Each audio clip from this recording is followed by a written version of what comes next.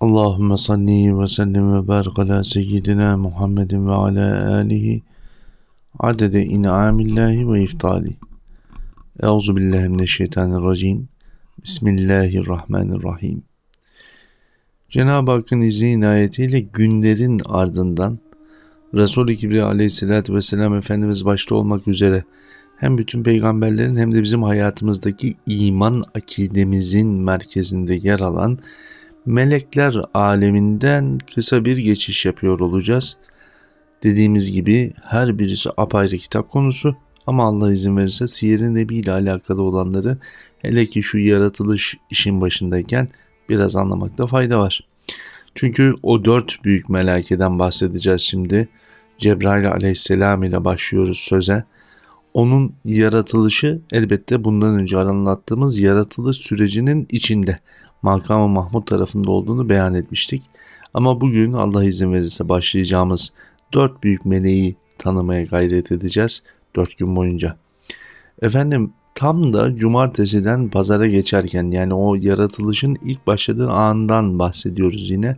Cumartesi günü biliyorsunuz bir şey yaratılmadı. Dolayısıyla yaratılışın ilk anlarına gidiyoruz. O ilk anlarda yine Nur-u Muhammedi'den halk edilenler arasında her şey olduğu gibi Cebrail aleyhisselam Efendimiz de var. Ancak Cebrail aleyhisselamın yaratılışı ve bu 4 büyük meleğin yaratılışında çok önemli birkaç tane incelik var.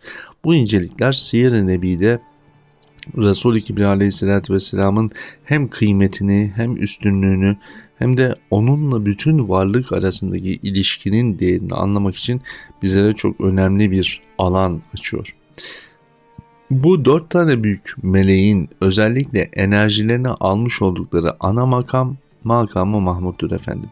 Yani diğer meleklerden üstün oluşları aynı zamanda onların varlıklarına verilmiş özellikle de anlaşılır. Biliyorsunuz her canlının bir enerjiye ihtiyacı var. Melekler de canlılar. Biz onu göremiyor olsak da bu gözlerle göremiyor olsak da nihayetinde bir enerjiyle hareket ediyorlar. Onlar da muhtaç. O muhtaciyetlerinde gelmiş oldukları bir yer lazım. Nasıl bir enerjidir bu?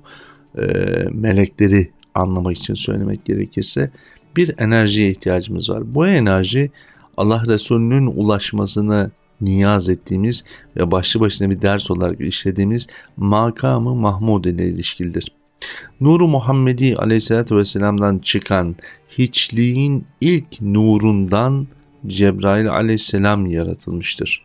O yüzden bütün peygamberlere kadar Hz. Peygamber aleyhissalatü vesselama kadar bütün peygamberlere Allah-u Zülcelal'in vahyini beyan etmiştir.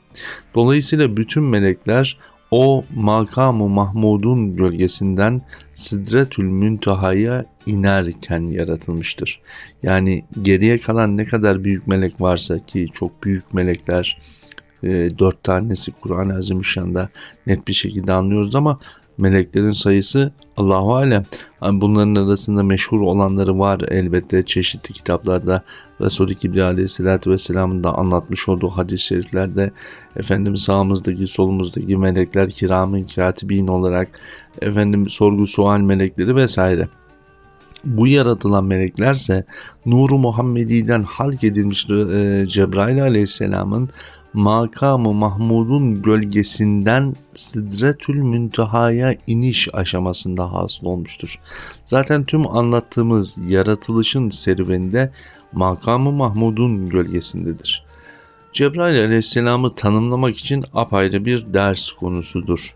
Ama en önemli özelliği için ona Hz. Allah'ın sır kitabı olarak söylemek lazım. Çünkü iki sevgili arasında Allah Resulü ile Cenab-ı Hakk'ın arasındaki tabiri caizse mektuplaşmayı okumuyor muyuz biz? İşte o mektubun nüshaları önümüzde Kur'an-ı Azimüşşan olarak durmuyor mu? Ve bu Kur'an-ı Azimüşşan Resul-i Kibriya aleyhissalatü vesselamın ağzından dökülene kadar bizler sahabe-i ikram efendilerimizin gözünden bakınca Allah Resulü'nden ilk duyduğumuz ana kadar bir sır değil mi? Bir bilinmez. Bilmek üzere hazır ve nazır, Allah Resulüne vahyedilmek üzere beklenilen kitap, Kitab-ı Kerim. Kitab-ı Kerim bir sır, Allah Resulü'nden dilinden dökülene kadar. Neden dilinden dökülene kadar diyoruz? Çünkü Cebrail aleyhisselam vahiy indirdiği birkaç defasında da Allah Resulü'nün kendisine ayet-i kerimeyi kendisiyle beraber okuduğuna da şahit oldu. Bu da inşallah Siyer-i Nebi'de beyan edeceğiz. Dolayısıyla bu Hz. Allah Zülcelal ile peygamberler arasındaki iletişimin merkezinde Cebrail aleyhisselam Efendimiz olduğu için Hz. Allah'ın tabiri caizse sır kitabıdır efendim. Dolayısıyla bizler tarih boyunca Cebrail aleyhisselamın Ruhul Kudüs olarak Kur'an'da beyanatını diğer dinlerde, özellikle Hristiyanlıkta çok daha üstün bir nitelikte anılmasına vesile olmuştur. Elbette böyle anılmasını şu andaki İslam dininin hali özetinde de görüldüğü üzere kabul edilme gibi bir durum söz konusu değildir. Yani Tanrı, haşa, Ruhul Kudüs, haşa ve Hz. İsa'nın Allah'ın oğlu olduğu bir matematikten bahsetmiyoruz. Ama Cebrail aleyhisselama bu kadar büyük bir üstünlük atfediyor olmaları yine Hz. İsa bahsinde anlatabileceğimiz, biraz daha detaylı anlatabileceğimiz üzere bu hikmetten kaynaklanıyor.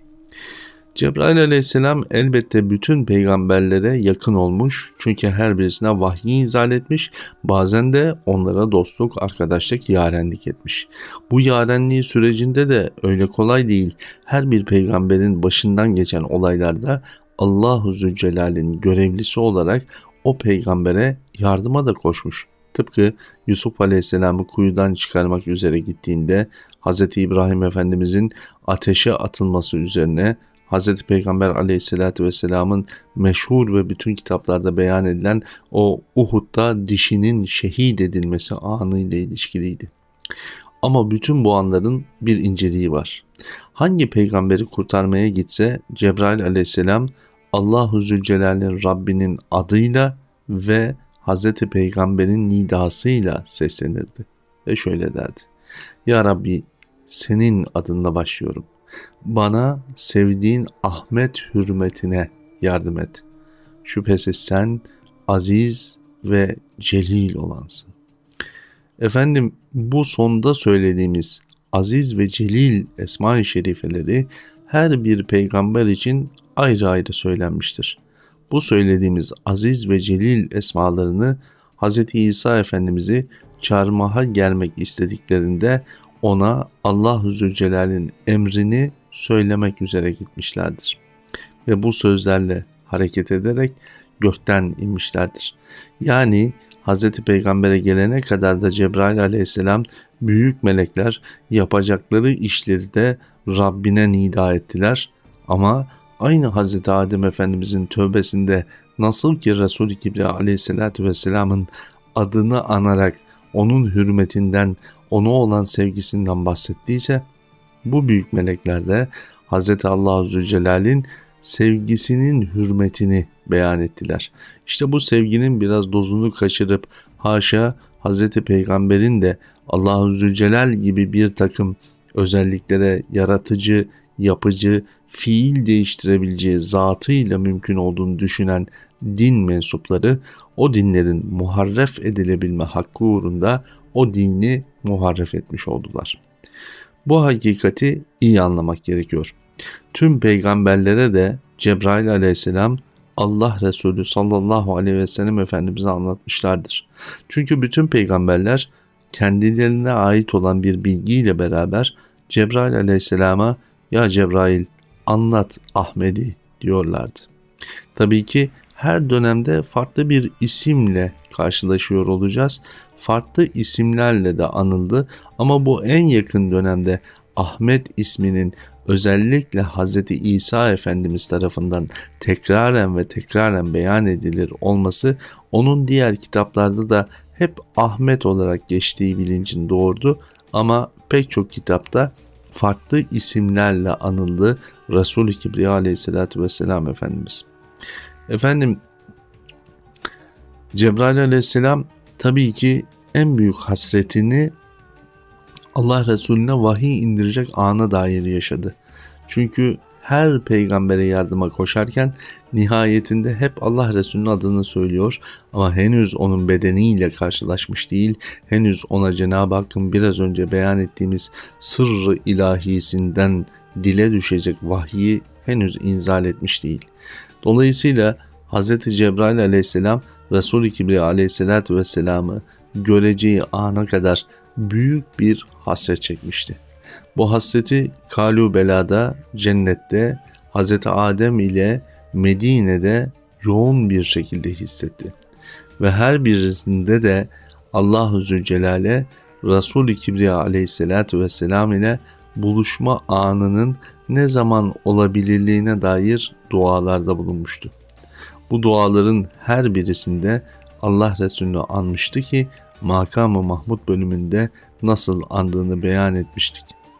Allah-u Zülcelal bu vahiy ilahiyi bizlere indirmiş olan, inmesine vesile olmuş olan Cebrail aleyhisselam ile Hz. Peygamber arasındaki arkadaşlığı inşallah Siyer-i Nebi'de anlatacağız. Efendim Cebrail aleyhisselamın kardeşi hükmünde olan Mikail aleyhisselamı Allah nasip ederse yarın anlatacağız. Şimdilik kalın sağlıcakla.